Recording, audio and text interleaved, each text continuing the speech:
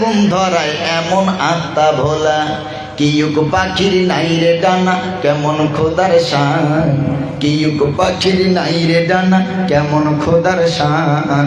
ঘোড়া কেন দাঁড়িয়ে ঘুমায় বলো আম্মি জান, পশু কেন কয় না কথা মানুষ কেন কয়, সুবহানাল্লাহ পড়েন, নারে তাকবীর। পশু কেন কয় না কথা মানুষ কেন কয়, বললাম মাগো এসব এমন কেমন করি হয়। সারা বছর বেঙ্গলি সব চুক্তি করে থাকে, সারা বছর বেঙ্গলি সব চুক্তি করে থাকে, বাদল পানি পেলে কেন মাতাল হয়ে ডাকে। নারীর কেন গোব গজায় না মুখে হয় না দাড়ি, নারীর কেন গোব গজায় না মুখে হয় না দাড়ি, আর গলার সুরে মধু ভরা বুকে দুধের হাঁড়ি। সকালবেলা ঘাসের ডগায় শিশির কেন ঝরে, সুবহানাল্লাহ। সকালবেলা ঘাসের ডগায় শিশির কেন ঝরে, বিছাতু পাতা লাগলে কেন গা কুটকুট করে। সকালবেলা ঘাসের ডগায় শিশির কেন ঝরে, চুত্রা পাতা লাগলে কেন গা কুটকুট করে। বাঘের কেন বাচ্চা হয় 12 বছর পরে, বাঘের কেন বাচ্চা হয় 12 বছর পরে, আর সিংহ বাচ্চা জন্ম নিলে শূন্যতে লাফ মারে। নারে তাকবীর, নারে তাকবীর। কে ঘুমাচ্ছেন হাত তুলে দেখান।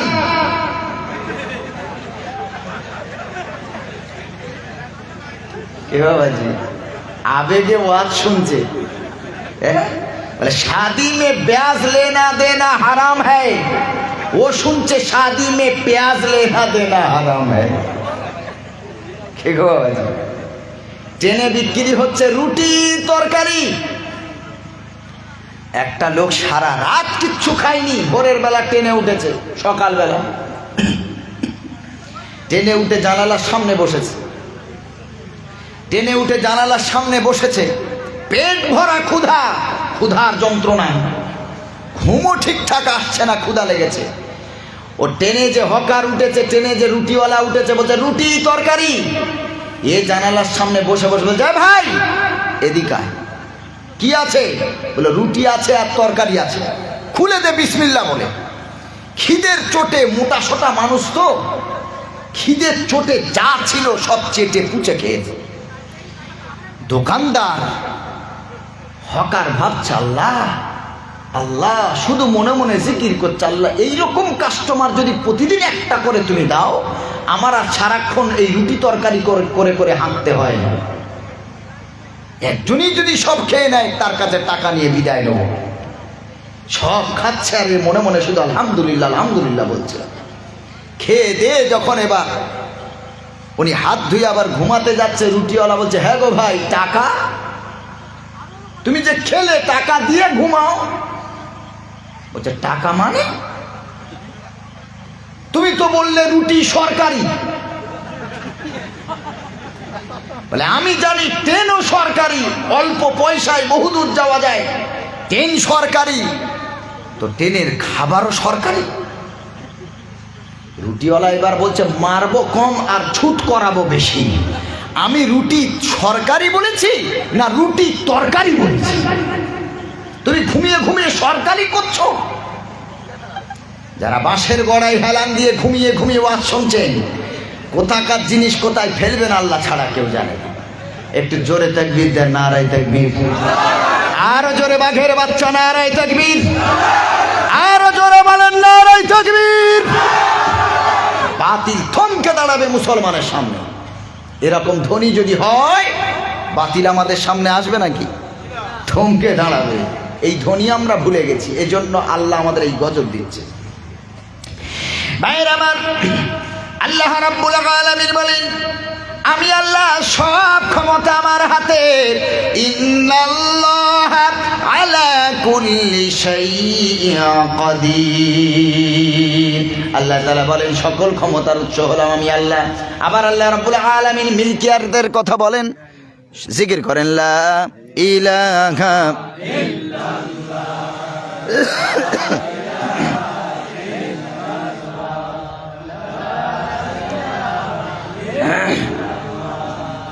লা ইলাহা ইল্লাল্লাহ লা ইলাহা ইল্লাল্লাহু মুহাম্মাদুর রাসূলুল্লাহ সাল্লাল্লাহু আলাইহি ওয়াসাল্লাম। আল্লাহ তাআলা বলেন সব ক্ষমতা আমার হাতে, সকল ক্ষমতার উৎস আমি আল্লাহ।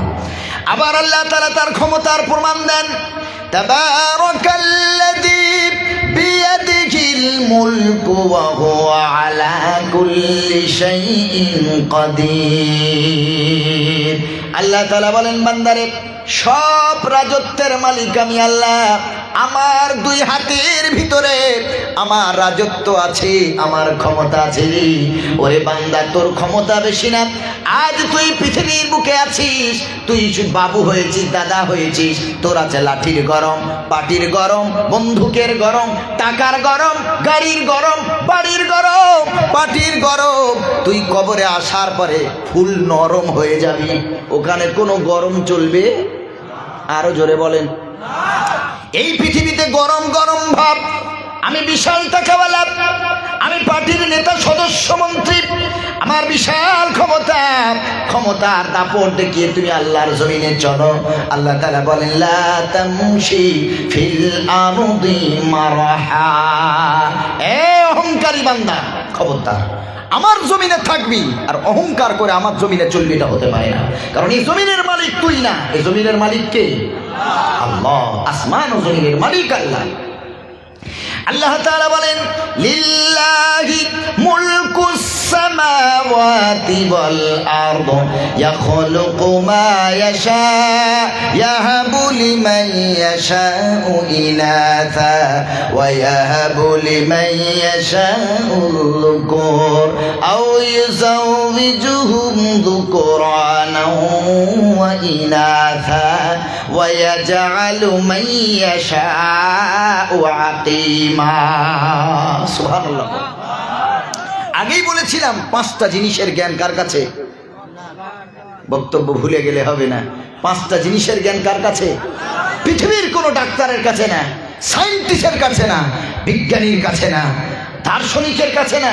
এই পাঁচটা জ্ঞান কেবলমাত্র আল্লাহ নিজের কাছেই রেখে দিয়েছেন, নচেত তিনি আল্লাহ হতে পারতেন না। আল্লাহ যদি এক না হবে বিশ্ব তবে কেমন রবে? আল্লাহ যদি এক না হবে বিশ্ব তবে কেমন রবে? দুজন যদি আল্লাহ হন, দুইয়ের মাঝে চলবে রন, কর কর কর করাত করে ভাঙবে আকাশ ভীষণ জোরে, জাতি সব যাবে মরে। আল্লাহ এক, যদি দুজন হতেন, এক আল্লাহ বলতেন যে আমি ওখানে বৃষ্টি দেবো, আর এক আল্লাহ বলতেন আমি বৃষ্টি দেব না। আল্লাহ এক, এক আল্লাহ। আল্লাহ এক হয়েছেন বলেই, আল্লাহ এক বলেই আমরা খেতে পাচ্ছি, বাঁচতে পাচ্ছি, সুস্থ আছি, আলহামদুলিল্লাহ। পরে আল্লাহ তাআলা বলেন আমার বান্দারে ইন্নাল্লাহা ইনদাহু ইলমুস সাআ, কিয়ামত কবে হবে? এই কিয়ামত কবে হবে নির্দিষ্ট জ্ঞান আল্লাহ তাআলা কোন নবীকেও, জোরে বলেন না, কিয়ামত কবে হবে নির্দিষ্ট জ্ঞান কোন নবীকেও আল্লাহ, কোন নবীকে আল্লাহ দেন নাই, কোন সাহাবীকে আল্লাহ দেন নাই, তাবেঈন, তাবেঈন, পীর, মাশায়েখ। কিয়ামত কবে হবে নির্দিষ্ট দিন, নির্দিষ্ট সময় আল্লাহ তাআলা কাউকে জানান নাই। লক্ষণ বলেছেন যে কিয়ামতের পূর্বে এইগুলো যখন ঘটবে বুঝে নিও কিয়ামত কাছাকাছি, কিন্তু কটার সময় কিয়ামত হবে তা কি কেউ বলতে পারবে? আল্লাহ নবী বলেছেন, হাদিস পাকের মধ্যে আছে, কিয়ামত সংঘটিত হবে শুক্রবার জুমার দিন। কোন দিন? শুক্রবার জুমার দিন। তবে সেটা কোন শুক্রবার কেউ বলতে পারবে না। জ্ঞান একমাত্র আল্লাহ তাআলার কাছে আছে। কার কাছে? আল্লাহ তাআলার কাছে। এটা পৃথিবীর কোনো বিজ্ঞানী বলতে পারবে? ভূমিকম্প হওয়ার আগে বিজ্ঞানীরা টের পেয়েছে আজ পর্যন্ত? জোরে বলেন। ওরা বড় নাস্তিক হয়েছে, আল্লাহকে বিশ্বাস করে না, বিজ্ঞানকে বিশ্বাস করে, বিজ্ঞানকে মাথার মুকুট বানিয়ে রেখেছে। তোমার সায়েন্সকে প্রশ্ন করি, ভূমিকম্প হওয়ার আগে কেন বোঝো না? হওয়ার পরে বলে প্লেটে প্লেটে ঘর্ষণ লেগে প্লেটটা ফেটে গেছে, ভূমিকম্প হয়ে গেছে। আহা, এই প্লেটের কথা তো কোরআন বলেছে, সারা বিজ্ঞানকে আল্লাহ কোরআনের ভিতরেই দিয়েছেন, জোরে বলেন সুবহানাল্লাহ।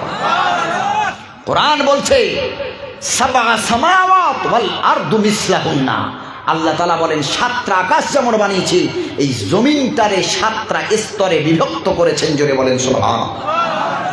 আসমান কটা? সকলে বলেন 7, জমিনও 7। বিজ্ঞানীরা পরে গবেষণা করে তারাও বলেছে পৃথিবীর কেন্দ্র হতে উপরিভাগ পর্যন্ত 7টা লেয়ার আছে, জোরে বলেন সুবহানাল্লাহ। এই এক একটা লেয়ার, এক একটা প্লেট আর একটা প্লেটে যখন ঘর্ষণ লাগে, কারণ এই পাহাড়গুলো কেটে কেটে রাস্তা বানানো হচ্ছে, ঘর বানানো হচ্ছে, প্রকৃতিকে নষ্ট করে দেওয়া হচ্ছে, এই জন্য পৃথিবী ভারসাম্য হারিয়ে ফেলছে। প্লেটে প্লেটে ঘর্ষণ লাগছে, এক জায়গায় নিচু হয়ে যায় আর এক জায়গায় উঁচু হয়ে যায়। এইটা বিজ্ঞান বলছে এইভাবে নাকি ভূমিকম্প হয়, কোরআনও বলছে এভাবে ভূমিকম্প হয়। কিন্তু ভূমিকম্প হওয়ার 1 সেকেন্ড আগেও বিজ্ঞানের বলার ক্ষমতা নাই। কোথায় গেল তোমার বিজ্ঞান? কোথায় গেল তোমার বিজ্ঞান? কারণ আল্লাহ তাআলা 1500 বছর আগে আমার আখেরি পয়গম্বরের জবানে বলিয়ে দিয়েছেন যে 5টা জ্ঞান পৃথিবীর কোনো বিজ্ঞান সায়েন্স কেউ বলতে পারবে না। আমার নবীকে একদল তারা বলেছে মূর্খ, বলেছে না? বলে নাই? লেখাপড়া জানে না, আমার নবীকে অশিক্ষিত বলে গালাগালি দিয়েছেন। তাহলে আমার নবী এত বড় বিজ্ঞানময় কথা কিভাবে বলতে পারে? এত বড় একটা সায়েন্টিফিক কথা কিভাবে আমার রাসূল বলতে পারে? জোরে বলেন না সুবহানাল্লাহ। আমাদের নবী মূর্খ নয়, অশিক্ষিত না। আল্লাহ আমার নবীর ব্যাপারে বলেছেন, শোনো নবী, আল্লাযী আল্লামা বিল কলম, আমি আল্লাহ কলমের মাধ্যমে আপনাকে শিক্ষিত করেছি, জোরে বলেন না সুবহানাল্লাহ। আল্লাহ নিজেই বলছেন সূরা আলাকের ভিতরে, আমি আপনাকে শিক্ষিত করেছি। আবার সূরা কলমের ভিতরে আল্লাহ রাব্বুল আলামিন বলেন, নবী গো, নুন ওয়াল কলামি ওয়া মা ইয়াসতুরুন, কলমের শপথ আল্লাহ তাআলা সূরা কলমে বলার পর কলমের শপথ করলেন, কলমের কসম করলেন। এরপরে কলম দ্বারা যা লেখা হয় ওই লেখার শপথ করে আল্লাহ রাব্বুল আলামিন বলেন, মা আতা বিনিমাতি রাব্বিকা বিমাজনুন। ও নবী, কলমের শপথ, আপনি উন্মাদ নন, পাগল নন। আমি আল্লাহ আমার অনুগ্রহে আপনি ওয়াইন্নাকা লাআলা খুলুকিন আযীম, আপনি পাগল হতে পারেন না, অশিক্ষিত হতে পারেন না, আপনি চরিত্রের সবথেকে উন্নত শিখরে আপনি আছেন, জোরে বলেন সুবহানাল্লাহ। কিভাবে আমার নবী অশিক্ষিত হতে পারে? অথচ নবীর ব্যাপারে আল্লাহ তাআলা বলেন, ওয়া আল্লামাকা মা লাম তাকুন তা'লাম। ও রাসূল, মা লাম তাকুন তা'লাম, আপনি যা জানতেন না ওই অজানা জ্ঞানগুলি আমি আল্লাহ আপনাকে সব দিয়ে ভরপুর করে দিয়েছি, জোরে বলেন না সুবহানাল্লাহ। জোরে বলেন না সুবহানাল্লাহ। যদি বলেন হুজুর আপনার এই থিওরিটা ভুল, আপনার ব্যাখ্যা ভুল, নবীজি যদি শিক্ষিত হতেন, নবীজি যদি সব জানতেন, তাহলে জিবরিল আমিন আলাইহিস সালাম যখন নবীকে প্রশ্ন করেছিল, হে মুহাম্মদ ইকরা, তুমি পড়ো, তখন আমার নবী বলেছিলেন, মা আনা বিকারিন, আমি মুহাম্মদ পড়তে জানি না। বলেছিলেন না? বলেন নাই? সবাই বলেন, এই ঘটনা তো সবাই জানে। জিবরিল আমিন আলাইহিস সালাম জিজ্ঞাসা করছেন, মুহাম্মদ ইকরা, পড়ো। আমার নবী বললেন, মা আনা বিকারিন, আমি পড়তে জানি না। তাহলে যে নবী এক্ষুনি বললেন পড়তে জানে না, সে নবী পরক্ষণে পড়েছিল না পড়েনি? 5টা আয়াত পড়েছে, জোরে বলেন সুবহানাল্লাহ। কিভাবে হয়? তাহলে নবী কেন বললেন জানি না, ওই আয়াতের ভিতরেই ব্যাখ্যা আছে। জিবরিল আমিন আলাইহিস সালাম যখন বলেছেন ইকরা, তুমি পড়ো, নবীজি তখন বলেন আমি পড়বো না, আমি পড়তে জানি না। আবার জিবরিল আমিন আলাইহিস সালাম বললেন ইকরা, তুমি পড়ো। আমার নবী বললেন আমি পড়তে পারবো না। আবার জিবরিল আমিন আলাইহিস সালাম আবার বললেন পড়ো, নবীজি বললেন পড়তে পারবো না। এরপরে জিবরিল আমিন শুধু ইকরা বললেন না, আর একটু কিছু বাড়িয়ে দিলেন, অ্যাডজাস্ট করে দিলেন। হযরতে জিবরিল আমিন বললেন ইকরা বিসমি রাব্বিকাল্লাযী খালাক। সুবহানাল্লাহ পড়ে। এতক্ষণ জিবরিল আমিন আলাইহিস সালাম বলছেন নবী পড়ুন, শুধু বলছেন পড়ুন। নবী না, সেরা নবী, তিনি বলছেন আমি পড়তে পারবো না। যখনই বললেন আপনি পড়ুন আপনার প্রভুর নামে, সাথে সাথে আল্লাহ তার নবীর জবান খুলে দিলেন, জোরে বলেন সুবহানাল্লাহ। কারণ নবী যেটা বোঝাতে চাইলেন, ইকরা শুধু বললে কেন জিবরিল, পড়ার ক্ষমতা আমার নাই, আল্লাহ যদি আমাকে ক্ষমতা না দেয়। যখনই জিবরিল আমিন আলাইহিস সালাম বললেন ইকরা বিসমি রব্বিক, তোমার রবের নামে পড়ো, আল্লাহ দিয়ে খলাক, যা আল্লাহ সৃষ্টি করেছেন তোমাকে, সাথে সাথে আমার নবী পড়তে শুরু করলেন সুবহানাল্লাহ পড়ে। আমার নবী শিক্ষিত। আমার নবী সাল্লাল্লাহু আলাইহি সাল্লাম বলেন, এ দুনিয়াবাসী শোনাম, কিয়ামত কবে হবে পৃথিবীর কেউ বলতে পারে না। আল্লাহ নবী বলেন, আমি এবং কিয়ামত একসঙ্গে ভূপৃষ্ঠে এসেছি, জোরে বলেন সুবহানাল্লাহ। আল্লাহ নবী বলেন, আমি আখেরি পয়গম্বর, দুনিয়াতে এসেছি, আমি হলাম কিয়ামতের প্রথম লক্ষণ। কারণ আমার নবীর পর আর কোন নবী আসবে? লা নবিয়্যা বাদি, আমার নবীর পর আর কোন নবী আসবে না।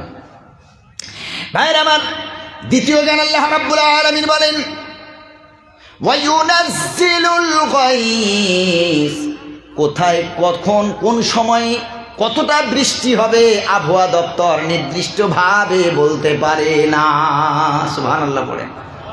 ওরা আবহাওয়া দেয়, ওরা বলে যে অমুক দিন অমুক তারিখে বৃষ্টি হওয়ার সম্ভাবনা আছে, সম্ভাবনা আছে, কিন্তু হবেই এ কথাটা কি বলে যে 100% হবে? আমার আল্লাহ তাআলা বলেন ওয়ায়ুনাজ্জিলুল গায়স, কতটা বৃষ্টি হবে, কত মিনিট হবে, কত ঘন্টা হবে, কোন দিন হবে, নির্দিষ্ট করে 100% সিওরিটির সাথে পৃথিবীর কোনো বিজ্ঞানী বলতে পারে না। সুবহানাল্লাহ বলে। এর নামই তো আল্লাহ, তার ক্ষমতা আছে, অসীম ক্ষমতা ধরতে। 3 নম্বর আল্লাহ রাব্বুল আলামিন বলেন ওয়ায়ালামু মা ফিল আরহাম, মায়ের পেটের বাচ্চাটা ছেলে হবে না মেয়ে হবে, ডাক্তার হবে না ব্যারিস্টার হবে, উকিল হবে না সাংবাদিক হবে, সাহিত্যিক হবে না চোর হবে, ছেত্রা হবে না কি হবে, 2 নম্বর হবে না 1 নম্বর হবে, পৃথিবীর কেউ কোনো বিজ্ঞানী নির্দিষ্টভাবে বলতে, জোরে বলেন পারবে? আরো জোরে বলেন পারবে? এখনকার বিজ্ঞান উন্নত, আলট্রাসোনোগ্রাফি করে বলে দেয় 4 মাস হওয়ার পর যে ওই মায়ের পেটের বাচ্চাটা ছেলে হবে না মেয়ে হবে। কোরআন বলছে নির্দিষ্টভাবে বলা এত সহজ না। ওটা ডাক্তার হবে না মাস্টার হবে, ও ছেলেটা ভালো হবে না খারাপ হবে, এটা কেউ বলতে পারবে? জোরে বলেন। হযরত জিবরিল আমিন আলাইহিস সালাম, আল্লাহ নবী বলছেন, যেদিন মায়ের পেটের বাচ্চা 4 মাস হয়েছে, ফানাফাখনা ফিহি মির রূহিনা, ওই 4 মাস বয়সে মায়ের পেটের সন্তানকে আল্লাহ তাআলা রূহ ফুঁকে দেয়, জোরে বলেন সুবহানাল্লাহ। রূহ আলাদা আর হার্টবিট আলাদা, গুলিয়ে ফেলবেন না। আমি একটা মেডিকেল স্টুডেন্ট, এই জন্য করে এটা বুঝেছি, আমার মাথায় প্রথম ঢোকেনি হার্টবিটটা, রূহটা কিভাবে, রূহ ছাড়া হার্টবিট চলতে পারে কি করে। আমি অনেক আর্টিকেল পড়লাম, পড়ার পরে কোরআনের আরো তাফসীর ঘাটলাম, সায়েন্স ঘাটলাম, তারপরে বুঝতে পেরেছি রূহ আলাদা আর হার্টবিট আলাদা। মায়ের পেটের বাচ্চার 1.5 মাসের ভিতরে হার্টবিট চলে আসে, রূহ 4 মাসের আগে আসে না। সুবহানাল্লাহ পড়ে। এজন্য বহু ঘটনা, কারণ এই যে রূহ, সোল, আত্মা, এর ডেফিনেশন পৃথিবীর কোনো ডাক্তাররা দিতে পারেনি, এর ব্যাখ্যা দিতে পারেনি যে আত্মাটা কি। সায়েন্স তো এটা বিশ্বাসই করে না। সায়েন্স বলে এটা একটা ভ্রান্ত ধারণা, সায়েন্স বলেছে এটা একটা ভ্রান্ত ধারণা। অথচ আমার নবীকে প্রশ্ন করা হয়েছে, নবী রূহটা কি? ইয়াসআলুনাকা আনির রূহ, আল্লাহর নবীর কাছে প্রশ্ন করা হয়েছে রূহ সম্পর্কে, আত্মা সম্পর্কে। আমার নবী বললেন কুলির রূহু মিন আমরি রব্বি, রূহ হলো আমার আল্লাহর হুকুম, জোরে বলেন সুবহানাল্লাহ। হার্টবিট আর রূহ যদি আলাদা না হবে, বহু ঘটনা এমন ঘটেছে, ডাক্তাররা লিখে দিয়েছে রোগীটা মারা গেছে, সার্টিফিকেট তৈরি হয়ে গেছে, হার্টবিট বন্ধ হয়ে গেছে, হার্ট আপনার কিনা নার্ভের স্পন্দন বন্ধ হয়ে গেছে। ডাক্তারেরা বলল এর আর হার্টবিট চলে না, শিরাও চলে না, স্পন্দন বন্ধ হয়ে গেছে, মারা গেছে। সায়েন্স বলছে, ডাক্তার বলছে এই পেশেন্টটা ডেড হয়ে গেছে, কিন্তু বহু প্রমাণ হয়েছে 1 ঘন্টা 2 ঘন্টা পরে হঠাৎ করে ওই পেশেন্টটা আবার জেগে উঠেছে। সুবহানাল্লাহ পড়ে। জানাজা হয়ে গেছে, জানাজা হওয়ার পর লাশ ওঠে কি করে, কিভাবে হয়? দক্ষিণ 24 পরগনার ঘটনা, জানাজা হয়ে গেছে, সবাই জানাজা পড়া শেষ, খাটিয়া নড়ছে, কি আশ্চর্য। সুবহানাল্লাহ পড়ে। কারণ ওর আত্মা, ওর রূহ তখনও ছিল, ছেড়ে যায়নি। ওর হার্টবিট বন্ধ হতে পারে, ওর স্পন্দন বন্ধ হতে পারে, কিন্তু রূহটা ছিল বলেই আবার হার্টবিটও ফিরে এসেছে, স্পন্দনও ফিরে এসেছে। জোরে বলেন সুবহানাল্লাহ। ভাইরা মা, এজন্য করে আল্লাহ তাআলা বলেন, মায়ের পেটের বাচ্চা ছেলে হবে না মেয়ে হবে নির্দিষ্টভাবে বলা সম্ভব না। আমার একটা মামাতো বোন পর্তুগালে থাকে এখন। এই কয়েক সপ্তাহ আগে আমাকে ফোন করলো, সে এখন প্রেগনেন্ট অবস্থায়, মনে হয় 5 মাস কি 5.5-6 মাস হবে। ওই পর্তুগালের হসপিটালে বলে দিয়েছে, বলেছে তোমার মেয়ে হবে। নাউজুবিল্লাহ পড়ে। অথচ আমাদের ভারতে সমস্ত নার্সিংহোম হসপিটালে দেখবেন লেখা আছে, গর্ভের ভ্রূণের জন্মের আগে লিঙ্গ নির্ধারণ করা দণ্ডনীয় অপরাধ। লেখা থাকে না, থাকে না? তার মানে পেটে বাচ্চা থাকবে, ডাক্তাররা যেন না বলে ছেলে হবে না মেয়ে হবে, বলতে পারবে না, দণ্ডনীয় অপরাধ, জেল হবে, জরিমানাও হবে। কেন ভয়? কারণ তাদের রিপোর্ট ভুল হয়, এই জন্য ভয়। মামাতো বোনটা আমার কয়েকটা ধারণা দিল, ঘটনা শোনালো। আমি তো অবাক হয়ে গেলাম। কোরআন তো তাফসীর পড়েছি, কিন্তু বাস্তবে মেলাতে পারিনি বহু কিছু। বলল, ভাই রে, আমি দেখেছি ওরা পাশের যে ফ্ল্যাটটায় থাকে, আর একজন পাশের ফ্ল্যাটে আর একটা ভাড়া থাকে। বলল, ওই ফ্ল্যাটে যে মহিলা থাকেন তিনিও বাংলাদেশে বাড়ি। বললেন, ওই মহিলাকেও ডাক্তার বলেছিল মেয়ে হবে। যখন তার 7 মাস বয়স হয়ে গেছে, পেটের বাচ্চা, ডাক্তার আলট্রাসোনোগ্রাফি করে সব দেখিয়ে দিল। বলল, দেখো তোমার ছেলে এমন করে শুয়ে আছে, আল্লাহর কসম বলেছে মেয়ে হবে। তোমার মেয়েটা এমন করে শুয়ে আছে। মাটা দেখলো, নয়ন ভরে আনন্দ। এইবার ঘটনা শোনেন, যখন ডাক্তার বলে দিয়েছে, ও বড় লোক, অনেক টাকাওয়ালা। ভাইরা আমার, মেয়ে হবে শুনে মেয়ের জন্য দামি দামি মেয়ে এখন দুনিয়াতে আসেনি, তার আগে তার জুতো কেনা রেডি, জামা কেনা রেডি। একটা না দুটা নয়, আত্মীয় স্বজন সবাই কাপড় দিয়ে গেল, জামা কাপড়ের টাল হয়ে গেছে। আল্লাহ বলে, দাঁড়া, আমার উপরে বিশ্বাস ছেড়ে ডাক্তারের উপরে বিশ্বাস করেছি। আমি আল্লাহ যে সব থেকে বড় ডাক্তার, ভুলে গেলে হবে না। মেয়ে হবে শুনে প্রথম বাচ্চা তো, জামা কাপড় কিনে সব রেডি, জামার টাল হয়ে গেছে। ওই বাচ্চাটা ডেলিভারি হয়েছে, খোদার জাতের কসম ছেলে হয়েছে। সুবহানাল্লাহ বলে। আল্লাহর ক্ষমতা আছে না নাই? জোরে বলেন, ক্ষমতা আছে না নাই? কিসের সায়েন্সের বিশ্বাস? কোন মুসলমান ইমানদার ডাক্তারের উপর বিশ্বাস করতে পারে না। ও হলো ওসিলা, উপলক্ষ। ডাক্তারের ওষুধ খেয়েছি বলে চান্দা, চান্দা করেছেন কে? আল্লাহ। ডাক্তার ওসিলা, ঔষধ ওসিলা। ভাইয়ের আমার আরেকটা ঘটনা শোনালাম, কি সায়েন্স দেখে।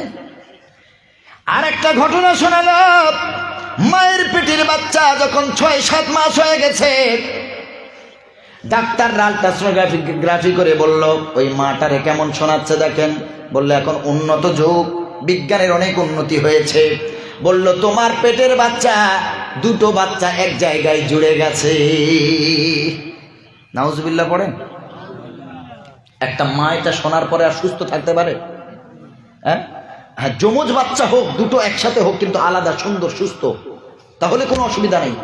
ডাক্তার বলছে তোমার পেটের দুটো বাচ্চা এক জায়গায় হয়ে গেছে, জুড়ে গেছে, মানে মাথা দুটো, বডি এক, হাত 4টে, এইভাবে হয়েছে বিকৃত অবস্থায়। ওই মায়ের আর চোখে ঘুম থাকতে পারে বাবাজি?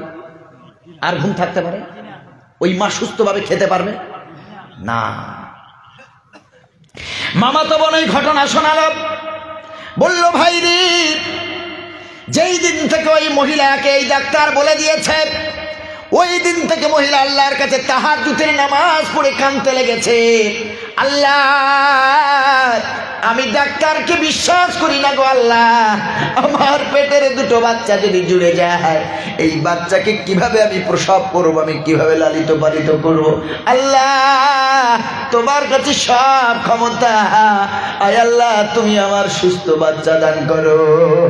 আল্লাহর কসম করে বলছি, ওই বাচ্চা ডাক্তার বলেছে দুটো বাচ্চা এক জায়গায় জুড়ে গেছে, এক বডি হয়ে গেছে, অথচ ওই বাচ্চা জন্ম দিয়েছে একটা সুস্থ বাচ্চা। জোরে বলেন সুবহানাল্লাহ, নারায়ে তাকবীর।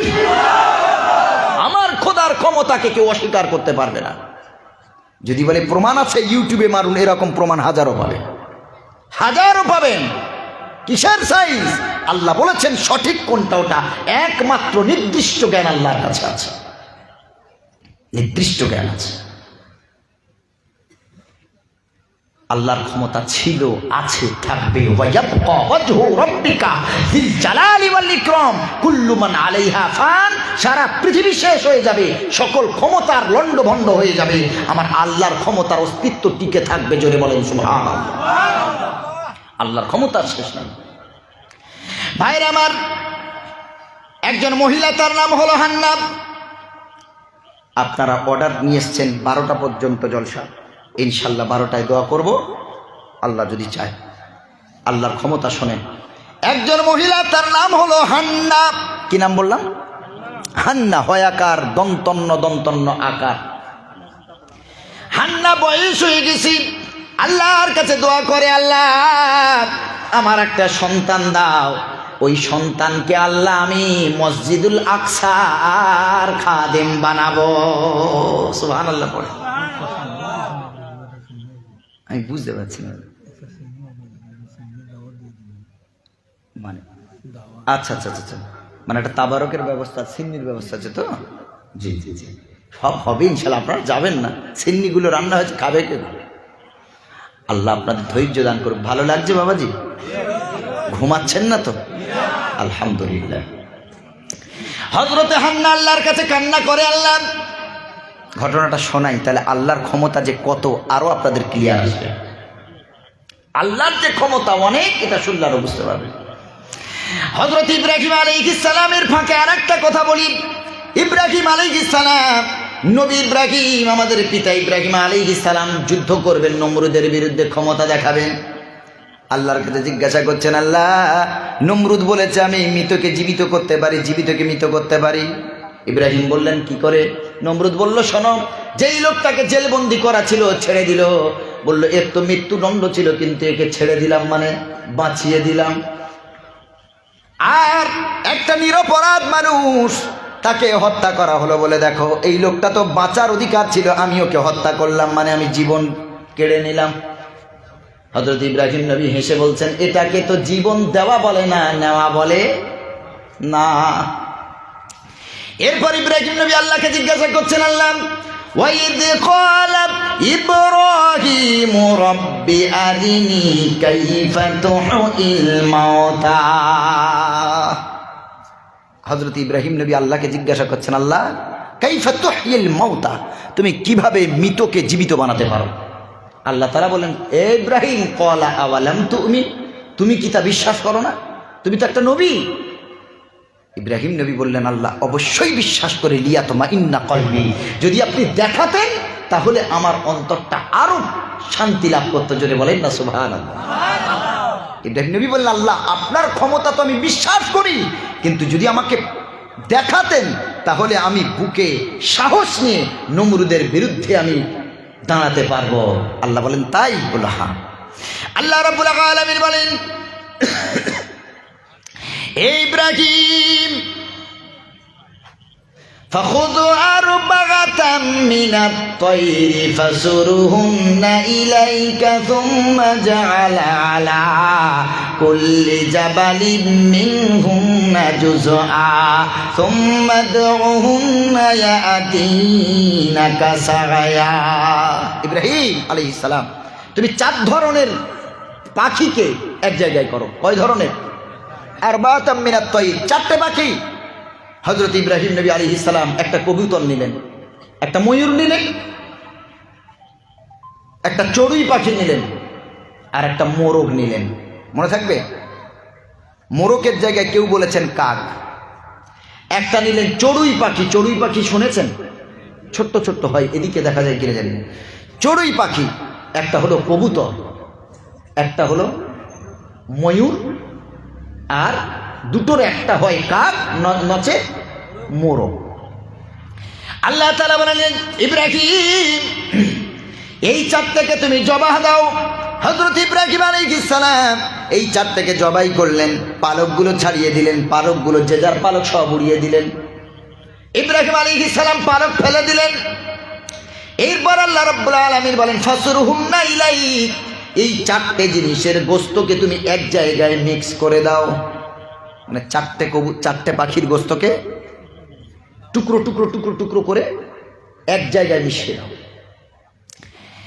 মিক্সচার মেশিনে যেমন মিক্সিং হয়ে যায়, ওই রকম ভাবে হযরত ইব্রাহিম আলাইহিস সালাম চারটে পাখির গোস্তকে এক জায়গায় মিশিয়ে দিলেন। এরপর আল্লাহ তাআলা বলেন তুমি এই চারটেকে, এই মেশানো গোস্তটাকে চারটে ভাগ করো। হযরত ইব্রাহিম আলাইহিস সালাম চারটে ভাগ করলেন। আল্লাহ তাআলা বলেন এই চারটে ভাগকে তুমি মিনহুন্না জুজআ, এক একটা অংশ পাহাড়ের এক একটা উঁচু জায়গায় রেখে আসো। মেশানো গোস্তটাকে চারটে ভাগ। কার ভিতরে ময়ূরের, কার ভিতরে মোরকের, কার ভিতরে কোন গোস্ত আর কোনো চেনার উপায় নাই, সব তো মিশিয়ে দিয়েছেন। এরপর এটাকে চারটে ভাগ করে চার জায়গায় রেখে এসেছে। আল্লাহ তাআলা বলেন ইব্রাহিম এবার তুমি ময়ূরের নাম ধরে রাখো। হযরত ইব্রাহিম আলাইহিস সালাম সুম্মা দুহুন্না ইয়াতিনাকা সায়া, হযরত ইব্রাহিম নবী ময়ূরকে নাম ধরে ডাকলেন, মোরগকে নাম ধরে ডাকলেন, কবুতরকে নাম ধরে ডাকলেন, চড়ুইকে নাম ধরে ডাকলেন। ও মুসলমান, নাম ধরে ডাকার সাথে সাথে যে যার পালকের সাথে পালক লেগে গেল, যেখানে যার গোস্ত ছিল এক জায়গায় সব লেগে গেল। সব আবার পূর্বের ন্যায় ময়ূর, পূর্বের ন্যায় চড়ুই, পূর্বের ন্যায় কবুতর উড়ে উড়ে আল্লাহর নবী ইব্রাহিম আলাইহিস সালামের কাছে এসে হাজির হয়েছে। জোরে বলেন না সুবহানাল্লাহ, নারে তাকবীর। হযরত ইব্রাহিম নবী সিজদায় পড়ে গিয়ে শুকরানার সিজদা দিলেন। আল্লাহ আমি বুঝতে পেরেছি সকল ক্ষমতা তোমার হাতে, আর আমি ইব্রাহিম আমার কোনো ভয় নাই, আমি নমরুদের বিরুদ্ধে থাকব, আমি তার পক্ষে যাব না, ঈমান বিক্রি করব না, আপনি আল্লাহ আমার সঙ্গে আছে। ভাইয়ের আমার, যেটা বলতে গিয়ে ইব্রাহিম নবীকে একটু টানলাম। হযরতে হান্না রাদিয়াল্লাহু তাআলা আনহা আল্লাহর কাছে মানত করছে, আল্লাহ আমার তো বয়স হয়েছে, আমার তো আর বাচ্চা হওয়া সম্ভব না, আল্লাহ আমি মানত করছি গো আল্লাহ, আমার যদি একটা বাচ্চা দাও, আমি মসজিদুল আকসা বাইতুল মুকাদ্দাসের খাদেম বানাবো আল্লাহ।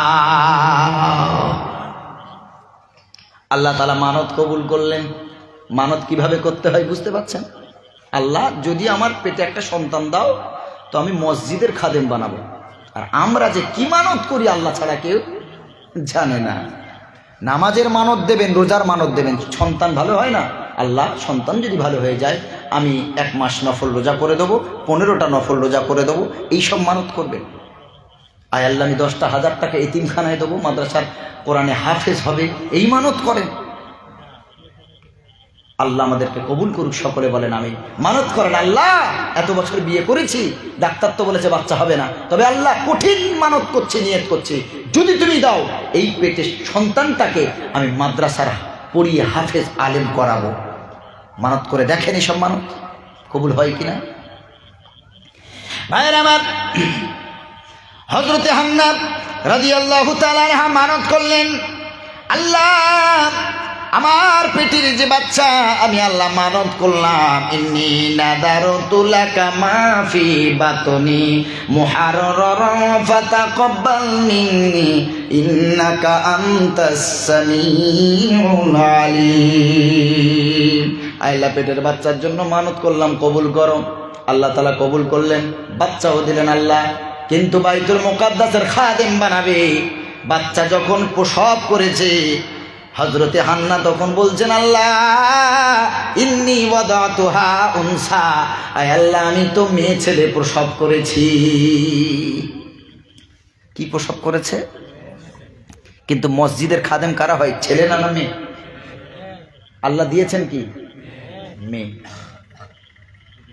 আল্লাহ তাআলা বলেন, হান্না আল্লাহু আ'লামু বিমা ওয়াদাত। এ হান্না, তুমি কি প্রসব করেছ আমি আল্লাহ জানি গো, আমাকে বলতে হবে না। তবে হান্না মেয়ে হয়েছে বলে দুঃখ করবি না। শুনে নাও হান্না, ওয়ালাইসা যাকারু কাল উনসা ইন্নী সাম্মাইতুহা মারয়াম। সুবহানাল্লাহ। আল্লাহ তাআলা বলেন, হান্না ওয়ালাইসা যাকারু কাল উনসা, আমি আল্লাহ তোমার এমন একটা মেয়ে দান করেছি যেই মেয়ের মতো পৃথিবীর কোনো পুরুষ হতে পারবে না। জোরে বলেন না সুবহানাল্লাহ। আর তোমার মেয়ের নাম আমি আল্লাহ রেখে দিলাম মারইয়াম। জোরে বলেন না সুবহানাল্লাহ। আল্লাহ তাআলা বলেন, ইন্নী সাম্মাইতুহা মারইয়াম, আমি অবশ্যই তোমার মেয়ের নাম রাখলাম মারইয়াম। হযরতে মারইয়াম বড় হলেন, যেহেতু মানত করেছেন মসজিদের খাদেম বানাবে, মানত তো পূর্ণ করতে হবে, মানত পূর্ণ করতে হবে। বাস্তব জীবনে একটা ঘটনা শোনাই 1 মিনিটে, আর তো অল্প সময়। আমার মেয়ে যখন পেটে ছিল আমার স্ত্রীর, আমার জীবনের ঘটনা বলছি। আমার মেয়ের বয়স এই 3 বছর, ছেলের বয়সটা 9 বছর। আমার স্ত্রী মানত করেছিল, যেহেতু সব মেয়েদের একটা আশা, প্রথম সন্তান ছেলে, দ্বিতীয় সন্তানটা, অসুবিধা নেই আলহামদুলিল্লাহ, আমি তো চাইছি বলতে, কিন্তু আমাকে যদি আর পুলিশ ধরে নিয়ে যায় এ দায়িত্ব নেবে কে? আল্লাহ কবুল করুক, সকলে বলেন আমিন। আমার জীবনের ইতিহাসটা শোনেন। আমার স্ত্রী মানত করেছে, মেয়েদের একটা ইচ্ছা, প্রথম সন্তানটা যেহেতু ছেলে, দ্বিতীয়টা কিসের ইচ্ছা হয়? কিসের ইচ্ছা হয়? মেয়ের ইচ্ছা হয়। সব মায়েদের ইচ্ছা, বাপেদের ইচ্ছা। আমার স্ত্রী মানত করেছে, আমি জানি না, কারণ মানত মনে মনে করতে হয়, মানুষকে শুনিয়ে করার জিনিস না। মানত করেছে যদি আমার দ্বিতীয় সন্তানটা মেয়ে হয় তাহলে 500 টাকা মাদ্রাসায় দান করবে। খুব মনোযোগ দিয়ে শোনেন, 500 টাকা মাদ্রাসায় দেবে। আমি তো এসব জানি না, কারণ মানত তার ব্যক্তিগত ব্যাপার। আমার মেয়ের বয়স যখন 6 থেকে প্রায় 7 মাস হয়ে গেছে, আল্লাহ মেয়ে দিলেন, দ্বিতীয় সন্তান, 6 থেকে 7 মাস বয়স। প্রথম স্বপ্ন দেখছি আমি, আমার আল্লাহ সাক্ষী, আল্লাহ বলেছেন লাআনাতুল্লাহি আলাল কাযিবিন, মিথ্যুকের উপরে আল্লাহর অভিশাপ, আল্লাহর গজব। আমি স্বপ্ন দেখছি আমার মেয়েটা অ্যাক্সিডেন্ট করে পুরো শরীরে রক্ত, মেয়েটা মারা গেছে। আমি তো খুব চিন্তিত, এই স্বপ্ন তো আমি জীবনের আগে কখনো দেখিনি। আমি এই স্বপ্নের কথা প্রথমে কাউকে বলিনি, আমার আব্বা মুফতি সাহেব মানুষ, তাকেও বলিনি। আবার দ্বিতীয় দিন একই স্বপ্ন দেখেছি আমি আশ্চর্য হয়ে গেলাম, একই স্বপ্ন দেখি কি করে? মেয়েটা অ্যাক্সিডেন্ট হয়েছে, মারা গেছে, তার মানে আল্লাহ কি কিছু বোঝাতে চাইছেন? তৃতীয় দিন আবার একই স্বপ্ন দেখেছি। এইবারে আর থাকতে না পেরে আব্বাকে আম্মাকে বললাম, আর নিজেও এই কুস্বপ্ন দেখেছি বলে সাদকা দিয়েছি। নবী বলেছেন খারাপ স্বপ্ন দেখলে সাদকা দিতে হয়, সাদকা দিলে ওই স্বপ্নের খারাপিটা কে দূর করে দেয়? আল্লাহ। তবে মানত থাকলে পূর্ণ করতে হবে, তারপরে সাদকা। বিপদের ঠেলায় মানতের কথা মানুষ ভুলে যায়, কি না মানত করে বসে, আর বিপদ চলে গেলে সব ভুলে যায়, তখন আরো বিপদ আল্লাহ দিয়ে দেয়। 3 দিন পরে যখন আব্বা মাকে বললাম, আব্বা মাও দান করছে যে এই স্বপ্ন কেন? আল্লাহ জাতের কসম, 4 নম্বর দিনে সেম স্বপ্ন, এই যে স্বপ্ন আমি দেখেছি, আমার স্ত্রীকেও বলিনি 3 দিন। কারণ নবীজি বলেছেন স্বপ্ন যতক্ষণ বলা হয় না ততক্ষণ পাখির পাঞ্জার ভিতরে, পাখির যে পাঞ্জা, এর ভিতরে স্বপ্ন এভাবে বাঁধা থাকে, যখনই বলা হয়ে যায়, ব্যাখ্যা করা হয়ে যায়, তার ফলটা তখন ঘটে যায়। 4 নম্বর দিন আমার স্ত্রী সকালে উঠে বলছে, তোমার সাথে একটা কথা আছে। বলি কি? বলল, আমি এই রকম স্বপ্ন দেখেছি, মেয়েটা অ্যাক্সিডেন্ট হয়ে মারা গেছে।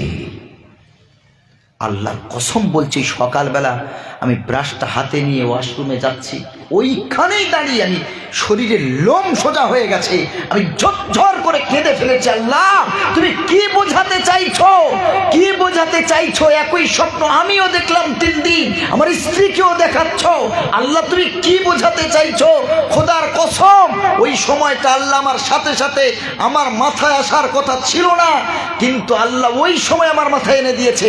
মানতের কথাটা আমার সাথে সাথে দিমাগে এসে গেছে। আমি বললাম, হ্যাঁ তুমি কি কখনো মানত করেছো নাকি? আমার স্ত্রী তখন খেয়াল করে বলল, হ্যাঁ আমার একটা মানত ছিল, আমি 500 টাকা মাদ্রাসায় দেব বলেছিলাম। আমি ইমিডিয়েটলি ওটা পূরণ করো। মানতটা হতে পারে ছোট, কিন্তু আল্লাহর কাছে এটা গ্রহণ হয়ে গেছে, কবুল হয়ে গেছে। মেয়ের বয়স 6-7 মাস হয়ে গেছে, তুমি এখনো মানত কেন পূরণ করনি? মানতটা পূর্ণ হয়ে গেল।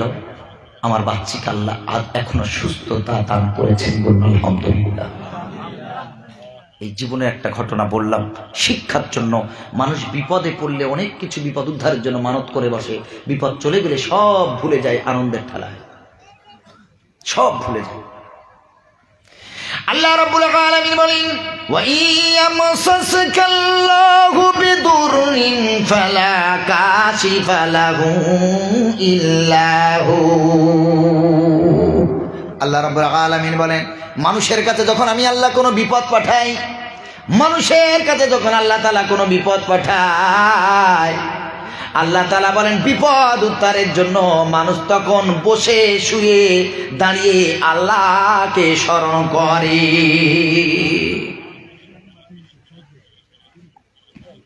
আল্লাহ তাআলা বলেন, ওয়াইদা মাসাল ইনসানা দুররু দাগানা লিজামবিহি আও কাঈদান আও কাইমা। আল্লাহর কোরআনের আয়াত। আল্লাহ তাআলা বলেন, ওয়াইদা মাসাল ইনসানা দুররু, যখন মানুষের কাছে কোনো বিপদ যায়, সেই বিপদ থেকে উদ্ধার পাওয়ার জন্য দাগানা, আল্লাহকে ডাকে, লিজামবিহি শোয়া অবস্থায়, আও কাঈদান বসা অবস্থায়, কাইমান দাঁড়ানো অবস্থায়, মানে সর্ব অবস্থা আল্লাহকে ডাকে। আল্লাহ আমার ছেলের রোগ ভালো হবে না, ডাক্তার বলেছে। যে বাপ কখনো নামাজ পড়ে না, মা নামাজ পড়ে না, ছেলে হসপিটালে ভর্তি, এখন নামাজ পড়ে আল্লাহকে ডাকে। খেতেও ভালো লাগে না, খেতে খেতেও আল্লাহকে বলে আল্লাহ ভালো করে দাও। শুয়ে আছে, ঘুম আসে না, শুয়ে শুয়েও বলে আল্লাহ ভালো করে দাও।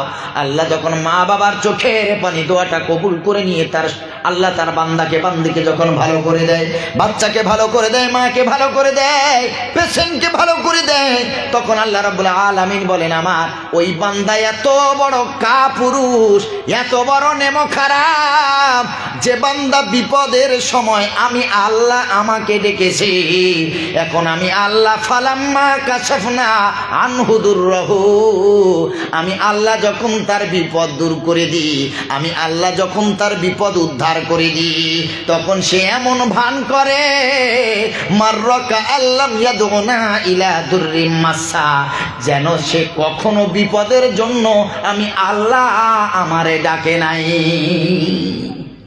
কথাটা সত্য না মিথ্যা? আল্লাহ বলছেন যখন বিপদ আসে তখন আমাকে ডাকে, আর বিপদ যখন আমি আল্লাহ সরিয়ে দিই তার দোয়ার মাধ্যমে চোখের পানির বিনিময়ে, তখন সে এমন ভান করে যেন কখনো বিপদের জন্য আমাকে সে ডাকেনি। আহা, কত ব্যথা নিয়ে আল্লাহ কথা বলেছেন। আমাদের সুখের সময় আল্লাহকে ডাকবো, দুঃখের সময়ও ইনশাল্লাহ পড়েন। হযরতে হান্নার মানত আল্লাহ কবুল করলেন, মারিয়ামকে আল্লাহ তাআলা দিলেন। মারিয়াম বড় হয়, বাইতুল মুকাদ্দাস অথবা মসজিদুল আকসা, দুটোরই একটাই নাম। বাইতুল মুকাদ্দাস বা মসজিদুল আকসার পাশে একটা ঘর করে দেওয়া হলো, কুঠুরি করে দেওয়া হলো। হযরতে মারিয়াম আলাইহিস সালামকে ওই ঘরে রেখে আসা হলো। আর ওই বাইতুল মুকাদ্দাস মসজিদুল আকসার তখন ইমামতি করতেন হযরতে জাকারিয়া আলাইহিস সালাম। কোন নবী? জাকারিয়া আলাইহিস সালাম। হযরতে মারিয়াম আলাইহিস সালামের খালু ছিলেন জাকারিয়া নবী, কারণ জাকারিয়া নবীর স্ত্রী আর হযরতে মারিয়ামের মা হান্না দুইজন নিজের বোন। সুবহানাল্লাহ পড়েন। জাকারিয়া নবী খালু কি করেন, 3 বেলা ওই হজরতে মারিয়াম আলাইহিস সালামের খাবার ডেলিভারি দেন। সকালে খাবার পৌঁছান, দুপুরে খাবার পৌঁছান, রাতের খাবার পৌঁছান। আর বলা হয়েছে মারিয়াম এই ঘরে তুমি থাকবে, আল্লাহর ইবাদত করবে, এখান থেকে বার হবে না, তুমি শুধু আল্লাহর ইবাদত করবে। হজরতে জাকারিয়া আলাইহিস সালাম একদিন হজরতে মারিয়াম আলাইহিস সালামের রুমে খাবার নিয়ে গেলেন। হজরতে মারিয়াম আলাইহিস সালাম সেজদায় পড়ে আছেন, আর সেজদার চতুর্দিকে নিত্য নতুন খাবারের প্লেট সাজানো আছে। জাকারিয়া নবী মনে করছেন তখন মারিয়াম যুবতী হয়ে গেছেন। মারিয়াম আলাইহিস সালাম 14-15 বছর, মানে যুবতী হয়ে গেছেন। জাকারিয়া নবী ভাবছেন মারিয়ামের ঘরে তো আমি তার খালু ছাড়ার কারো ঢোকার পারমিশন নাই, কে দিয়ে গেল সব খাবার? অথচ এমন খাবার যেটা সেই সিজনের খাবার ছিল না। সুবহানাল্লাহ পড়েন। ওই সিজনের খেজুর নয়, আপেল নয়, বেদানা না, ওই সব সিজনে ওই খাবার পাওয়া যায় না। সেই গায়ের সিজনের খাবার, অফ সিজনের খাবার হযরতে মারিয়াম আলাইহিস সালামের চতুর্দিকে। সুবহানাল্লাহ পড়ে। হযরত জাকারিয়া নবী প্রশ্ন করছেন, ইয়া মারয়াম আন্না লাকি হাদা, এ মারিয়াম কোথা থেকে এই খাবার তোমার কাছে এসেছে বলো? হযরতে মারিয়াম বলে, আমার খালি গো, ক্বালাত হুয়া মিন ইনদিল্লাহ, এই খাবার দুনিয়ার কোনো খাবার না, আমার আল্লাহ আমার ইবাদতে এত খুশি হয়েছে, আল্লাহ আপনার খাদ্য আসতে দেরি, জান্নাত থেকে আল্লাহ খাবার পাঠিয়েছে। জোরে বলেন না সুবহানাল্লাহ। কি ক্ষমতা আল্লাহ। খালু, এটা পৃথিবীর কেউ খাবার দেন নাই, এটা জান্নাতের খাবার। সুবহানাল্লাহ সুবহানাল্লাহ। এই দৃশ্য দেখার পর হযরত জাকারিয়া আলাইহিস সালাম 96 বছর বয়স হয়ে গেছে, তখনও কোনো সন্তান ছিল না, বৃদ্ধ হয়ে গেছে, স্পার্ম কাউন্ট কমে গেছে, স্ত্রী বাঁচা হয়ে গেছে, বন্ধা হয়ে গেছে। হযরত জাকারিয়া নবী যখন দেখলেন যে আল্লাহ অফ সিজনের খাবার খাওয়াতে পারে, আমি জাকারিয়া নবী বুড়ো হয়ে গেছি তো কি হয়েছে, আমারও তো অফ সিজন চলছে। বুড়ো বয়সে বাচ্চার বাপ হতে পারবে? জোরে বলেন না। ওই সময় আর ক্ষমতা থাকে গো? কিন্তু জাকারিয়া নবী দেখলেন যে আল্লাহ তাআলা গায়ের সিজনের খাবার খাওয়াতে পারে, ওই আল্লাহ তাআলা, আমিও তো অফ সিজন চলছে, আমারও তো বয়সটা বৃদ্ধ হয়েছে, আমার আল্লাহ কি শুধু জোয়ান অবস্থায় বাচ্চারা বাপ বানাতে পারে, আমার আল্লাহ কি বুড়ো অবস্থায় দিতে পারে না? দৌড় দিয়ে চলে গেলেন মসজিদের মেহরাবে। হুনালিকা দাআ জাকারিয়া রাব্বা ক্বালা রাব্বি হাবলি মিন লাদুনকা যুররিয়াতান তাইয়্যিবা ইন্নাকা সামিউদ দুআ। মসজিদের মেহরাবে দাঁড়িয়ে হুনালিকা দাআ জাকারিয়া রাব্বা, হযরত জাকারিয়া নবী আল্লাহর কাছে হাত তুলেছেন। কার কাছে? কার কাছে? আল্লাহর কাছে হাত তুলেছেন। ক্বালা, আর বললেন, আল্লাহ রব্বি হাবলি মিন লাদুনকা যুররিয়াতান তাইয়্যিবা, আয় আল্লাহ আমার কাছে, আমার বংশে তুমি একটা পবিত্র সন্তান দান করো। জোরে বলেন সুবহানাল্লাহ।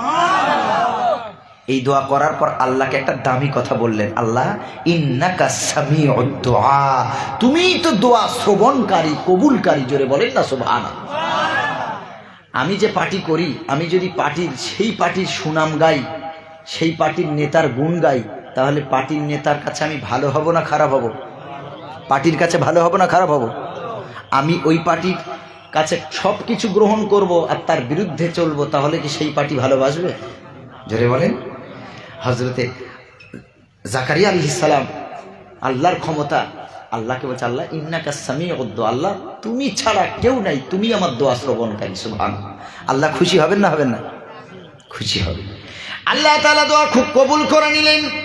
فنادته الملائكة وهو قائم يصلي في المحراب أن الله يبشرك بيحيى مصدقا بكلمة من الله وسيدا وحسورا ونبيا من الصالحين নারে তাকবীর ঘুম ছাড়িয়ে সকলে নারে তাকবীর নারে তাকবীর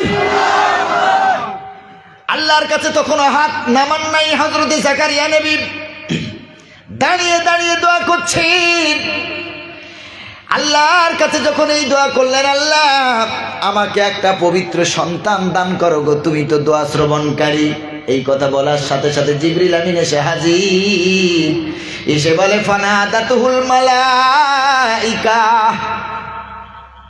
ফানাদাতুহুল মালাইকাতু মালাইকা ফেরেশতা জিবরিল ডাক দিয়ে বলে ওয়া হুয়া কায়িমুন ইউসাল্লি ফিল মিহরাব এমন সময় হযরত জিবরিল আমিন ডাক দিয়েছেন যে সময় মেহরাবে দাঁড়িয়ে দাঁড়িয়ে জাকারিয়া আলাইহিস সালাম দোয়া করছে দোয়া এখনো শেষ হলো না আল্লাহর কাছে কাঁদে রোনাজারি করে আর কাঁদে আর দোয়া চায় এই দোয়া এখনো শেষ হয় নাই হাত এখনো পর্যন্ত নামায় নাই জাকারিয়া নবী এখনো বসেন নাই দোয়া শেষ করেন নাই পিছন থেকে ফেরেশতা ডেকে বলে আন্নাল্লাহ ইউবাশশিরুকা বিয়াহইয়া মুসাদ্দিকাম বিকালিমা ও জাকারিয়া তাড়াতাড়ি দোয়া শেষ করো গো তাড়াতাড়ি হাত তুমি নামাও আল্লাহর তরফ থেকে সুসংবাদ নিয়ে আমি ফেরেশতা তোমার কাছে এসেছি ও জাকারিয়া দোয়া কবুল হয়ে গেছে তুমি এমন একজনের রবকে ডেকেছো এমন একজনের কাছে তোমার দুর্বলতার কথা তুমি বলেছ আল্লাহ তোমার এই বয়সে বার্ধক্য অবস্থায় আল্লাহ তোমার সন্তান দিতে চায় সুবহানাল্লাহ আরো খুশি শুনবেন হযরত জিবরিল আমিন সাল্লাম বলছেন তোমার তো আল্লাহ সন্তান দেবেনি ওই সন্তানের নাম কি হবে আল্লাহ নিজে সিলেক্ট করে পাঠিয়েছেন জোরে বলেন সুবহানাল্লাহ ইউবাশশিরুকা বিয়াহইয়া ও জাকারিয়া আলাইহিস সালাম তোমার সন্তানের নাম হবে ইয়াহইয়া জোরে বলেন না সুবহানাল্লাহ আর জোরে বলেন না সুবহানাল্লাহ সন্তান এখনো আসেনি আল্লাহ নাম দিয়ে পাঠিয়েছেন খুশি হবে না জোরে বলেন বৃদ্ধ বয়সে সন্তান পেলে নাতি নাতনি পেলে তার প্রতি মায়া বাড়ে না কমে বাড়ে ভাইরা আমার আল্লাহ রাব্বুল আলামিনের ফেরেশতা এবার বলেন বিয়াহইয়া মুসাদ্দিকাম বিকালিমাতিন মিনাল্লাহ ও জাকারিয়া নবী আল্লাহ তোমাকে শুধু ইয়াহইয়া নামের সন্তান দেবে না গো তোমার সন্তান তো ইয়াহইয়া নাম হবে তার গুণটা খারাপ হবে না তার গুণও কেমন হবে আল্লাহ বলেছেন ও জাকারিয়া মুসাদ্দিকাম বিকালিমাতিন মিনাল্লাহ আল্লাহর কথাকে তোমার সন্তান সত্য বলে স্বীকার করে নেবে শুধু তাই নয় জাকারিয়া নবী তোমার সন্তান ও সাইয়্যিদান আল্লাহ তাকে কোনো সাধারণ সন্তান করে পাঠাবে না আল্লাহ তাকে জাতির নেতা করে পাঠাবে ওয়া হাসুরান ও জাকারিয়া নবী তোমার সন্তান ঔদ্ধত্যপূর্ণ আচরণ করবে না তোমার সন্তান অহংকারী হবে না ওয়া হাসুরান তোমার সন্তান হবে বিনয়ী বিনম্র ভদ্র শুধু তাই নয় একটা করে গুণ বর্ণনা করছেন হযরত জিবরিল আমিন বলছেন জাকারিয়া তোমার সন্তানের নাম হবে ইয়াহইয়া সত্যবাদী হবে নেতা হবে বিনয়ী হবে আর তাই নয় 4 নম্বর আল্লাহ আরো সুন্দর কথা বলেছেন ওয়া নাবিয়্যাম মিনাস সালিহিন ও জাকারিয়া আল্লাহ তোমাকে যেমন নবী করে পাঠিয়েছেন তোমার সন্তানকেও আল্লাহ নবী করে তোমার কোলে ফিরিয়ে দেবে জোরে বলেন না সুবহানাল্লাহ এই কথা শোনার পর জাকারিয়া নবী এতক্ষণ আল্লাহর কাছে দোয়া চাইছেন যখন আল্লাহ বললেন দেব এবার জাকারিয়া নবী বলছেন কিভাবে সম্ভব আমি তো বুড়ো হয়ে গেছি আমি আবার বাচ্চার বাপ হব কি করে আর আমার স্ত্রী তো বাঁধা হযরত জাকারিয়া নবী বলছে, ও জিবরিল ভাই, ও জিবরিল ভাই, ওয়াকাদ বালাগতু মিনাল কিবারি আইতিয়া, আমি তো অতি বুড়ো হয়ে গেছি, বার্ধক্যে উপনীত হয়েছি। ইমরাতি আকির, আর আমার স্ত্রী তো বাঁঝা হয়ে গেছে, বন্ধা হয়ে গেছে। আমার স্ত্রীর তো আর পিরিয়ড চলবে না, তার তো ঋতু হবে না, তাহলে আমার স্ত্রী কি করে বাচ্চার মা হতে পারে? হযরত জিবরিল আমিন আলাইহিস সালাম বলেন, হুয়া আলাইয়া হাইয়িন, এটা আমার আল্লাহর কাছে অতি সহজ ব্যাপার। জোরে বলেন সুবহানাল্লাহ। আমার আল্লাহ যদি কাউকে পৃথিবীতে পাঠাতে চান, বাপেরও দরকার নেই, মায়েরও দরকার নেই। পেরেছেন না পারেননি? একজন মানুষ এসেছেন, পৃথিবীর সর্বপ্রথম মানুষ, তার বাপও নাই, মাও নাই, আল্লাহ স্বয়ং নিজ কুদরতি হাতে বানিয়েছেন। তার নাম কি? হযরত আদম আলাইহিস সালাম। তো আল্লাহর ক্ষমতা নাই কে বলল? হযরত ইব্রাহিম আলাইহিস সালামকেও আল্লাহ বার্ধক্য অবস্থায় 2 সন্তান দান করেছেন। একজনের নাম হলো ইসমাঈল আলাইহিস সালাম, আর একজনের নাম হলো ইসহাক আলাইহিস সালাম। সুবহানাল্লাহ পড়েন। ও একটা ঘটনা আছে, লম্বা ঘটনা। বুড়ো বয়সে আল্লাহ তাকেও দান করেছেন। সুবহানাল্লাহ পড়েন। বৃদ্ধ হয়ে গেছে, আল্লাহর ক্ষমতা। ভাইরা আমার, এরপরে হযরত মারিয়াম আলাইহিস সালাম যুবতী হলেন, পিরিয়ড শুরু হলো। আল্লাহ রাব্বুল আলামিন জিবরিলকে ডেকে বললেন, জিবরিল, মানুষের রূপ ধারণ করে তুমি আমার মারিয়াম আলাইহিস সালামের কাছে চলে যাও। হযরত জিবরিল আমিন আলাইহিস সালাম এরপরে মানুষের রূপ ধারণ করে এলেন হযরতে মারিয়াম আলাইহিস সালামের কাছে। হযরতে মারিয়াম আলাইহিস সালাম জিবরিল আলাইহিস সালামকে ইতিপূর্বে কখনো দেখেন নাই। জিবরিল আমিন আলাইহিস সালাম মানুষের রূপ ধারণ করে এসেছেন হযরতে মারিয়াম আলাইহিস সালামের কাছে। মারিয়াম দেখে অবাক হবে না? হবে না? কারণ একটা যুবতী মেয়ে, তার কাছে একটা বেগানা পুরুষ ঝুঁকেছে, এমন করে তো অবাক হওয়ার, এটাই তো বাস্তব। হযরতে মারিয়াম আলাইহিস সালাম জিজ্ঞাসা করছেন, কে আপনি? আপনার পরিচয় কি? কোথা হতে এসেছেন? কেন এসেছেন? বিনা অনুমতিতে আপনি কেন আমার রুমে প্রবেশ করেছেন? হযরতে জিবরিল আমিন আলাইহিস সালাম বলেন, আমি আল্লাহর পক্ষ থেকে আমি আল্লাহর পক্ষ থেকে লিয়াহাবালাকি গুলামান যাকিয়া, ও মারিয়াম, আল্লাহর পক্ষ থেকে তোমাকে একটা সন্তানের বার্তা দিতে এসেছি। জোরে বলেন সুবহানাল্লাহ। অথচ হযরতে মারিয়ামের বিয়ে হয়নি, স্বামী নেই, তো বাচ্চা হবে কি করে? এখন তো ইনজেকশনের মাধ্যমে শুক্রাণু কীটকে পুশ করে বাচ্চা নেয় মেয়েরা, যাদের আর বাচ্চা হয় না। সে সময় তো এগুলো ছিল না।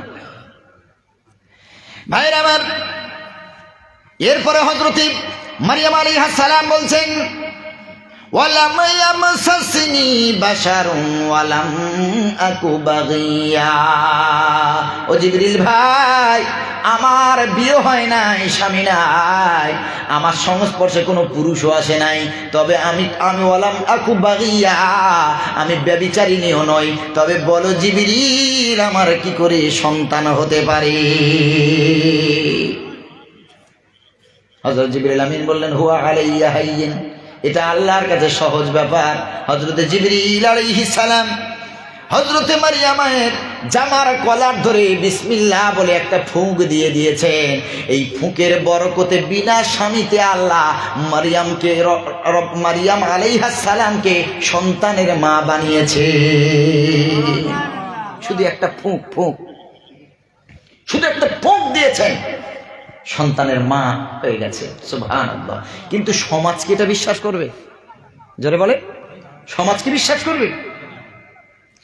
এরপর 1 মাস গেল, 2 মাস গেল, 3 মাস গেল, যত মাস যায় শরীরের বিকৃতি ঘটে, পেটটা আস্তে আস্তে বড় হয়। আর মারিয়াম আলাইহিস সালাম জেরুজালেমের মেয়েদেরকে নিয়ে তিনি তালিম করতেন।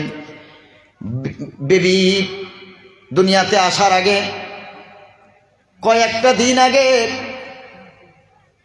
এমন করে তালিমে বসেছেন।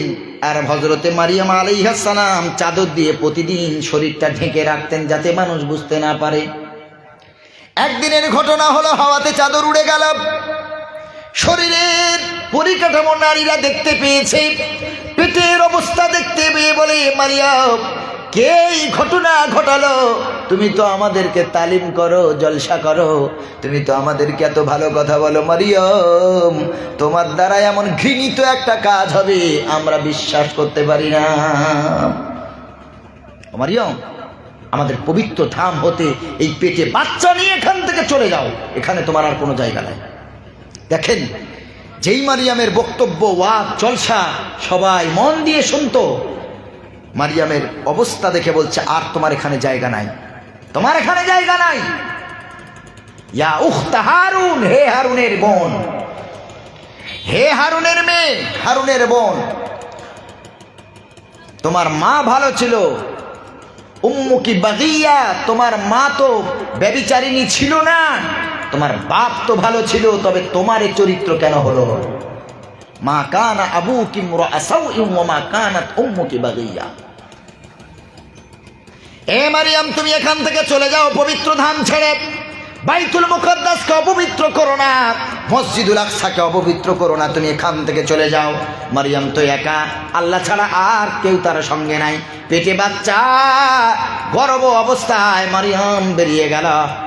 মারিয়াম পূর্ব দিকে চলে গেল, পূর্ব অঞ্চলে চলে গেল, কেউ নাই মারিয়ামের সঙ্গে। আল্লাহর কাছে কেঁদে কেঁদে বলে, আল্লাহ, আমার সঙ্গে তো কোনো ধাত্রী নাই, কোনো সেবিকা নাই, কোনো নার্স নাই গো আল্লাহ, এখন তো আমার সঙ্গে কেউ নাই, আমার পেটের যন্ত্রণা উঠেছে, বাচ্চা প্রসব হবে, আমাকে কে ধরবে, কে আমার সাহায্য করবে? আল্লাহ, তুমি ছাড়া কেউ নাই। আল্লাহ তাআলা বলেন, মারিয়াম, এই যে খেজুর গাছ দেখো রে, এই খেজুর গাছকে একটু জড়িয়ে ধরো, একটু চাপ দাও, আমি আল্লাহ বিনা কষ্টে, বিনা ব্যথায় তোমার সন্তানকে বিনা রক্তপাতে আমি আল্লাহ দুনিয়ার মুখ দেখাবো। হযরত মারিয়াম আলাইহিস সালাম খেজুর গাছটা চাপ দিলেন, বাচ্চা প্রসব হয়ে গেল। আমরা জানি বাচ্চা মায়ের গর্ভে পানির উপরে ভেসে থাকে, এই জন্য প্রেগন্যান্সি অবস্থায় পানি বেশি করে খেতে হয়, যাতে করে নর্মালে বাচ্চাটা ডেলিভারি হতে পারে। ও ভাইয়ের আমার, বাচ্চা দুনিয়াতে চলে এসেছে, পানির তৃষ্ণা বেড়েছে, গর্ভবতী অবস্থায় খেতে ভালো লাগে না, গা বমি ভাব লাগে, যা খায় বমি হয়ে যায়। বাচ্চা এসে গেছে, এখন পানির তৃষ্ণা বেড়ে গেছে, ঠোঁটটা শুকিয়ে গেছে, ক্ষুধা বেড়ে গেছে। আল্লাহর কাছে ডেকে বলে, আল্লাহ, বাচ্চা তো তুমি দিয়েছ, আল্লাহ ক্ষুধা লেগেছে, খাবারের ব্যবস্থা করে দাও। কারণ ওই খেজুরের বাগানের কাছে ওখানে মারিয়াম আর আল্লাহ ছাড়া আর কেউ নাই। আল্লাহ তাআলা বলেন, মারিয়াম, তোর পানির ব্যবস্থা করে দেব রে, মরুভূমি জায়গায় কোনো নদী নাই, কল নাই, টিউবওয়েল নাই, কিছুই নাই, আমি আল্লাহ, দেখ আমি তোর সঙ্গে আছি, তোর কোনো চিন্তা নাই। ফানাদা মিন তাহতিহা আল্লাহ তাহজানি কদ জাআলা রাব্বুকি তাহতাকি সারিয়া। জিবরিল আমিন পেছন থেকে ডাক দিয়ে বলে, মারিয়াম, তোমার পায়ের গোড়ালির একটা মৃদু আঘাত তুমি মরুভূমির উপরে মারো হে। হযরতে মারিয়াম আলাইহিস সালাম পায়ের গোড়ালি দ্বারা মরুভূমির বালুর উপরে মৃদু আঘাত করার সাথে সাথে তাহাতাকি সারিয়া, পায়ের গোড়ালির বরকতে আমার আল্লাহ মরুভূমির বুক চিরে পানির ঝর্ণা দান করেছে। সুবহানাল্লাহ।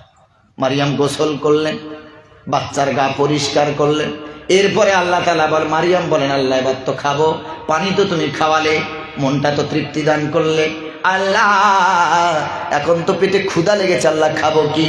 আল্লাহ তাআলা বলে, আল্লাহ আমি এরও ব্যবস্থা করে দেবো রে মারিয়াম। ফলন্ত গাছ থেকে মানুষ ফল খায়, সিজনে মানুষ ফল খায়। এ মারিয়াম, ওই যে শুকনো খেজুর গাছ, ওই খেজুর গাছের ডাল ধরে একটা টান দাও। ওয়াহুজি ইলাইকি বিজিজিন নাখালাতি তুসাকিতু আলাইকি রুতবান জানিয়া। হযরতে মারিয়াম শুকনো খেজুর গাছের ডাল ধরে নিজের দিকে টান দিলেন, আল্লাহ তাআলা মরা খেজুর গাছের থেকে আল্লাহ পাকা পাকা খেজুর দিয়ে হযরতে মারিয়ামের কোচরটা ভরে দিয়েছে। জোরে বলেন না সুবহানাল্লাহ, নারে তাকবীর। ভাইরা আমার, হযরতে মারিয়াম আলাইহিস সালাম খেজুরও খেলেন, পানিও পান করলেন। এরপরে আল্লাহ তাআলা বলেন, মারিয়াম, এবার তো তোমার বড় পরীক্ষা, যেই বাচ্চাকে সঙ্গে নিয়ে তুমি জেরুজালেম থেকে ফিরে এসেছো, তারা তোমাকে তাড়িয়ে দিয়েছে। ও মারিয়াম, এই একদিনের সদ্যজাত শিশুকে নিয়ে আবার তুমি গ্রামে ফিরে যাও। হযরতে মারিয়াম বলে, আল্লাহ, আমি যদি এই অবস্থায় বাচ্চা কোলে নিয়ে ফিরে যাই, ওরা আমাকেও মারবে, বাচ্চাটাকেও মেরে দেবে। ও আল্লাহ, আমি কি করব? আল্লাহ তাআলা বলেন, মারিয়াম, আমি কি তোমার সঙ্গে নাই? হযরতে মারিয়াম আলাইহিস সালাম বলে, আছে। আল্লাহ বলে, মারিয়াম, এই বাচ্চা নিয়ে তুমি তোমার জায়গায় ফিরে যাও, কিন্তু মারিয়াম সতর্ক থাকবে, কারোর সাথে তুমি কোনো কথা বলবে না। তোমাকে যে যা প্রশ্ন করুক, তুমি বাচ্চার দিকে আঙুল দিয়ে ইশারা করবে, অযথা কথা তুমি বলবে না। আর তুমি আজকে আমি আল্লাহ আমার জন্য রোজা করবি। হযরতে মারিয়াম বললেন, লাব্বাইকা সাদাইক, রাজি। বাচ্চাটাকে নিয়ে জেরুজালেমে ফিরে যাচ্ছেন। জেরুজালেমের মেয়েরা, পুরুষেরা বলছে, আবার কেন এসেছো? লজ্জা কি তোমার নাই?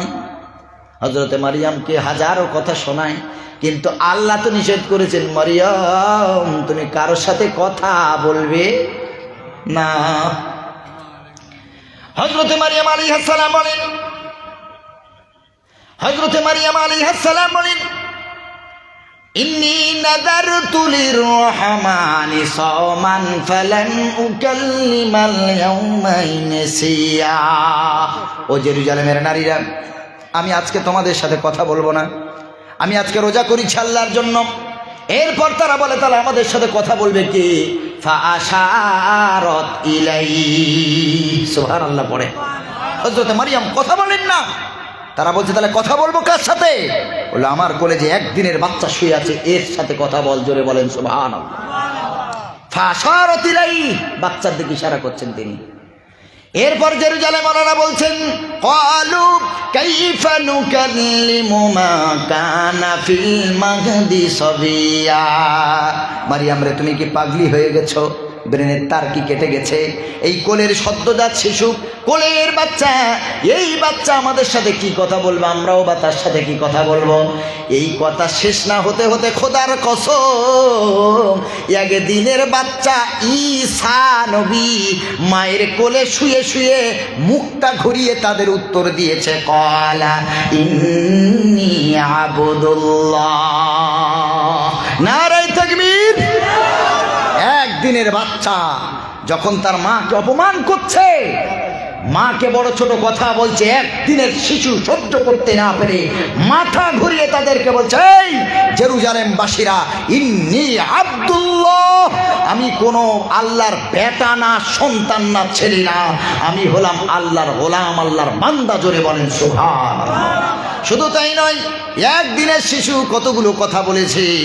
আল্লাহর নবী ঈসা নবী কচি মাসুম একদিনের বাচ্চা মায়ের কোলে শুয়ে শুয়ে বলছে, আতানিয়াল কিতাব, আল্লাহ আমাকে কিতাব দান করেছেন, ওয়া জাআলানি নাবিয়্যা, আমি ঈসা, আমাকে আল্লাহ নবী করে পাঠিয়েছেন, ওয়া আওসানি বিস-সালাতি ওয়াজ-যাকাতি মা দুমতু হাইয়্যা, আর আমি ঈসা নবী যতদিন বাঁচব আল্লাহ আমাকে দুটো ওসিয়াত করেছে, নামাজ পড়বো আর যাকাত দেব।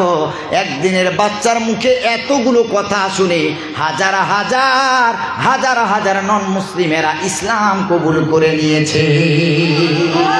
জোরে বলেন না সুবহানাল্লাহ। নারায়ে তাকবীর। আল্লাহর ক্ষমতা আছে না নাই? আল্লাহ চাইলে বাপ মার দরকার নেই, করে দিতে পারেন। আল্লাহ চাইলে শুধু একটা মহিলার মাধ্যমেও করে দিতে পারেন। সকল ক্ষমতা আল্লাহর আছে। বলেন বলেন। জি, সকল ক্ষমতা কার? আল্লাহ। এতক্ষণ একটাই টপিক, সকল ক্ষমতা ছিল আল্লাহ, সকল ক্ষমতা আছে আল্লাহ, সকল ক্ষমতা থাকবে আল্লাহ। আল্লাহ আমাদের সকলকে কবুল করুন। যারা বাইরে আছেন ভিতরে আসবেন, সালাতুস সালাম কিয়াম করেই আমি দোয়া করব, তারপরে আপনারা সিন্নি নিয়ে বাড়ি যাবেন ইনশাআল্লাহ। কারণ আমি অনেক দূর থেকে সফর করেছি, অনেক কষ্ট হচ্ছে। ভাইরা সকলে নবীজির জন্য মহব্বতের সাথে চলে আসেন। যারা বাইরে আছেন সকলে ভিতরে আসেন, গায়ে গায়ে চেপে চেপে আসেন, সকলে চেপে চেপে আসেন। যাদের কোমরে ব্যথা, উঠতে অসুবিধা, তারা বসে নবীজির দরুদ পড়বেন। ইয়া নবী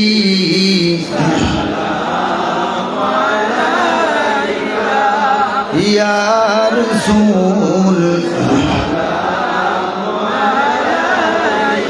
ইয়া হাবিব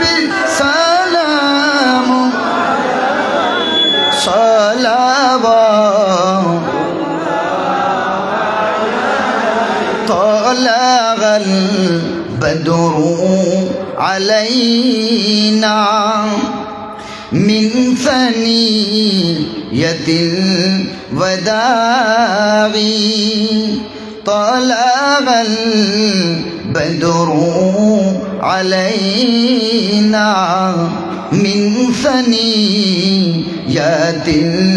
الوداع وجب الشكر علينا وجب الشكر علينا ما دعا لله داعي يا نبي يا رسول